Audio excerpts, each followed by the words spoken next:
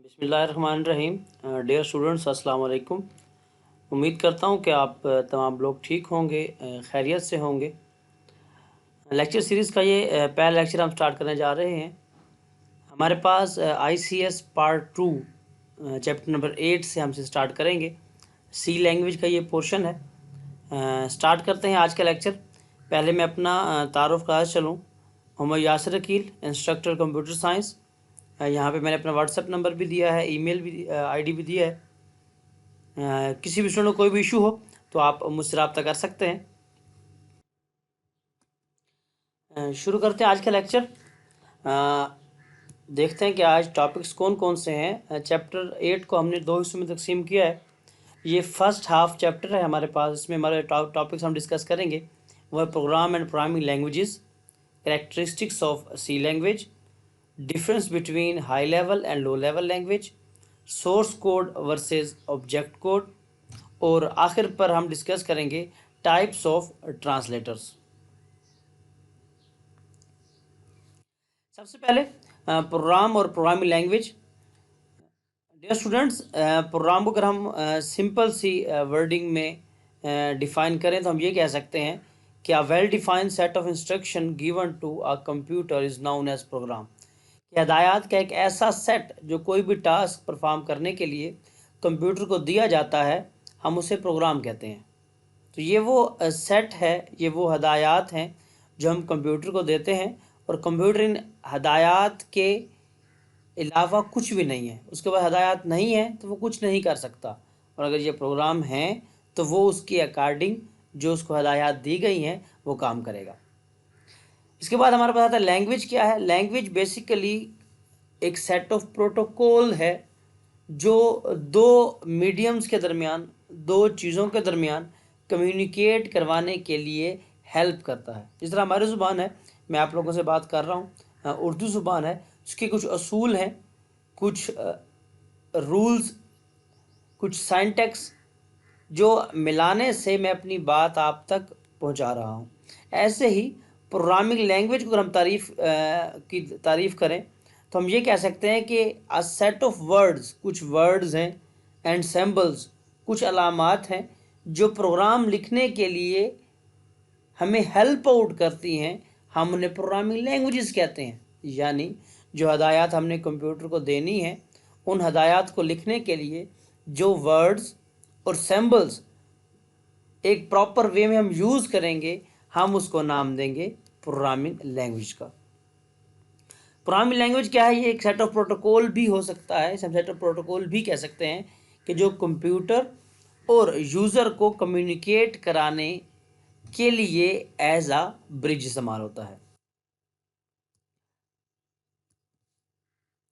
देखते हैं हमारे पास कितनी किस्म की प्रोग्रामिंग लैंग्वेज हो सकती हैं। जी हाँ, दो किस्म की लैंग्वेजेस हमारे पास हैं, लो लेवल और हाई लेवल। बड़ा सिंपली इसको डिफाइन किया गया है कि लो लेवल लैंग्वेज एक ऐसी लैंग्वेज है कि जो कंप्यूटर यानी मशीन अंडरस्टैंडिंग के करीब तरीन है। यानी कंप्यूटर उसको डायरेक्ट समझ सकता है और उस पर काम कर सकता है। ये लैंग्वेज 0 और 1 पे मुश्तमिल होती है। इसके अगेंस्ट एक ऐसी लैंग्वेज है जो मैं और आप समझ सकते हैं, हमको सीख सकते हैं, उसको हम कहते हैं हाई लेवल लैंग्वेज।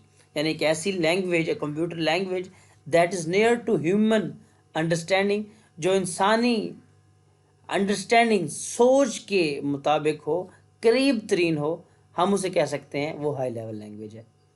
क्यों कहते हैं? क्योंकि इसमें इंग्लिश के वर्ड्स होते हैं जो हम डेली रूटीन में इस्तेमाल करते हैं। For example input and output. देखते हैं आगे कि हमारे पास कौन कौन सी लैंग्वेजेस ऐसी हैं जो हाई लेवल हैं और कौन कौन सी ऐसी हैं जो लो लेवल है। लो लेवल लैंग्वेजेस जो हम डिस्कस करेंगे वो दो तरह की लैंग्वेजेस है। एक मशीन लैंग्वेज है जो 0 और 1 की फॉर्म में लिखी जाती है, और एक असेंबली लैंग्वेज है जो in the form of mnemonics लिखा जाता है। निमोनिक्स क्या है? एक सेट ऑफ कोड है, एक पीस ऑफ कोड है कि जो कोई भी टास्क परफॉर्म करने के लिए इस्तेमाल होता है, लेकिन ये हाई लेवल में नहीं होता।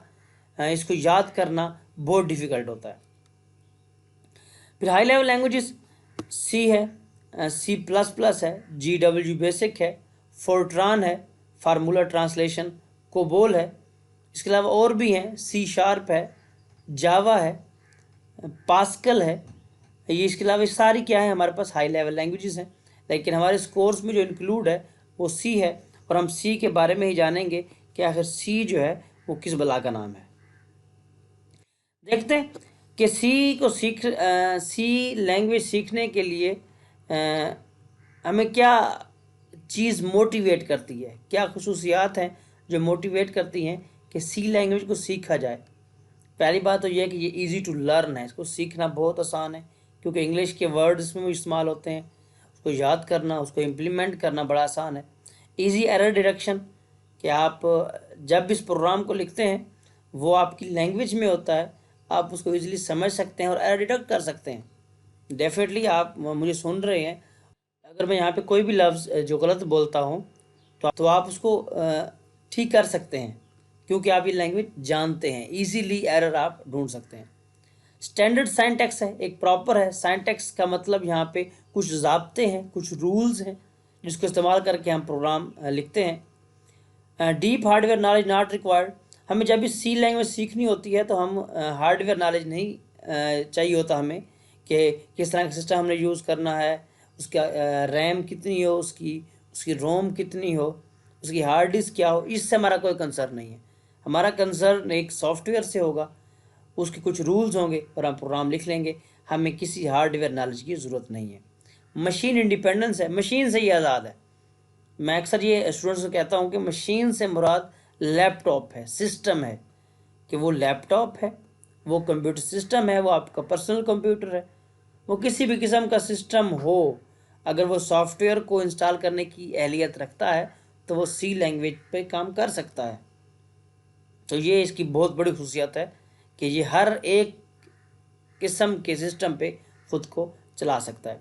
शॉर्ट प्रोग्राम, छोटे छोटे प्रोग्राम लिख के हम इसमें से इस पर काम कर सकते हैं। वो शॉर्ट प्रोग्राम क्या करते हैं, हमें हेल्प आउट करते हैं बड़े बड़े टास्क परफॉर्म करने के लिए।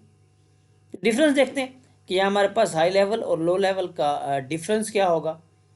हाई लेवल डेफिनेटली मैंने पहले बताया इजी टू लर्न है। Low level difficult to learn है, क्योंकि इसकी जो पीस ऑफ कोड है निमोनिक्स है या 0 1 है, इसको याद करना बहुत मुश्किल है। High level language near to human language है, इंसानी लैंग्वेज के करीब तरीन है, इंसानी ज़ुबान के करीब तरीन है, आप इसे इजीली सीख सकते हैं। फार from human language, low level जो है वो बहुत दूर है, हम नहीं समझ सकते उसे। इजी टू मॉडिफाई, जब आपकी लैंग्वेज है, आपकी ज़ुबान है, आप इसे सीख सकते हैं, आप आसानी से पढ़ सकते हैं, तो इसको मॉडिफाई करना भी आपके लिए आसान है। Fast in execution, low level जल्दी से एग्जीक्यूट हो जाती है। क्यों? क्योंकि इसे कन्वर्ट नहीं करना पड़ता, क्योंकि ये ज़ुबान कंप्यूटर समझता है, इसलिए इसकी एग्जीक्यूशन बहुत तेज़ी से होती है। इसके बाद no facility at hardware level, आपको जो हाई लेवल लैंग्वेज है ये हार्डवेयर लेवल पे आपको प्रोग्रामिंग की फैसिलिटी नहीं देते। No need of deep knowledge of hardware, आपको ज़्यादा हार्डवेयर की नॉलेज हासिल करने की ज़रूरत भी नहीं होती। Difficult to modify low level, definitely आप उस कोड को पढ़ नहीं सकते तो मॉडिफाई कैसे करेंगे। और आखिर पे क्या है, facility to write program at hardware, hardware पर प्रोग्राम लिखने के लिए हमारी लो लेवल लैंग्वेजेस हमें हेल्प आउट करती हैं। जी, हमारे पास आगे दो टर्म्स हैं, source code versus object code. तो बहुत ही आसान है, इसको समझने के लिए हम एक ही लाइन में समझ सकते हैं कि वो प्रोग्राम जो हाई लेवल लैंग्वेज में लिखा होगा उसको हम कहते हैं सोर्स कोड, और इसे हम सोर्स प्रोग्राम भी कहते हैं। और ये डायरेक्टली एग्जीक्यूट नहीं हो सकता। क्यों नहीं हो सकता? क्योंकि ये हाई लेवल में लिखा हुआ है, और हाई लेवल को कंप्यूटर नहीं समझता, कंप्यूटर समझता है लो लेवल को। तो डेफिनेटली ऑब्जेक्ट कोड क्या होगा, वो कोड, वो पीस ऑफ कोड जो मशीन लैंग्वेज में लिखा हुआ होगा, हम उसे ऑब्जेक्ट कोड कहेंगे। इसे हम ऑब्जेक्ट प्रोग्राम भी कहते हैं, और ये एग्जीक्यूट डायरेक्टली हो सकता है। क्यों हो सकता है? क्योंकि कंप्यूटर इसे आसानी से समझ सकता है। तो अगर हाई लेवल लैंग्वेज को भी तो हमने चलाना है, कैसे चलेगी, उसका यूज़ कैसे होगा, कंप्यूटर कैसे समझेगा?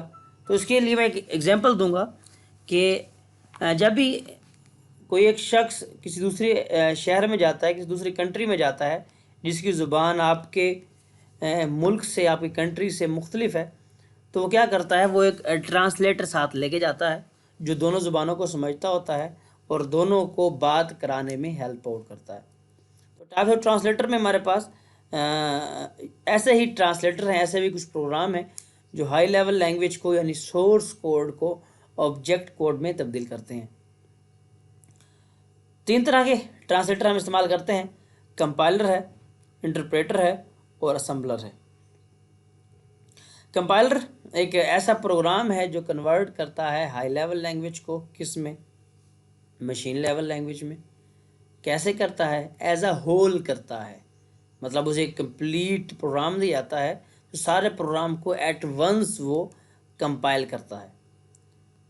जबकि इंटरप्रेटर क्या है, ये भी यही काम करता है, लेकिन डिफरेंस ये है कि ये लाइन बाय लाइन इंटरप्रेट कर रहा होता है, चेंज कर रहा होता है सोर्स को ऑब्जेक्ट प्रोग्राम में।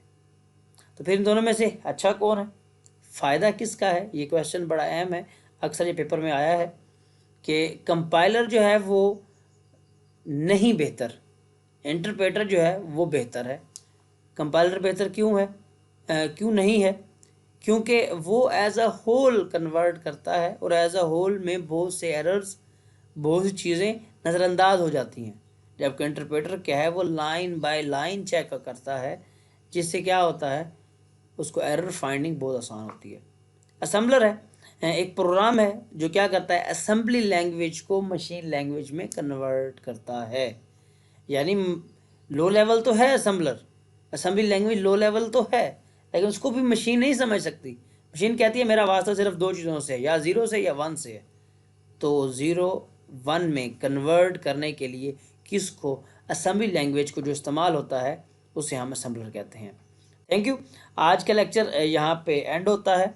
ज़्यादा चाहूँगा, लेकिन आखिर पर एक बात के चैनल को सब्सक्राइब करना ना भूलिएगा और बेल आइकन प्रेस कीजिएगा ताकि हमारी लेटेस्ट वीडियोस की जो अपडेट हैं वो आप तक पहुँचती रहे। Thank you, fee Aman.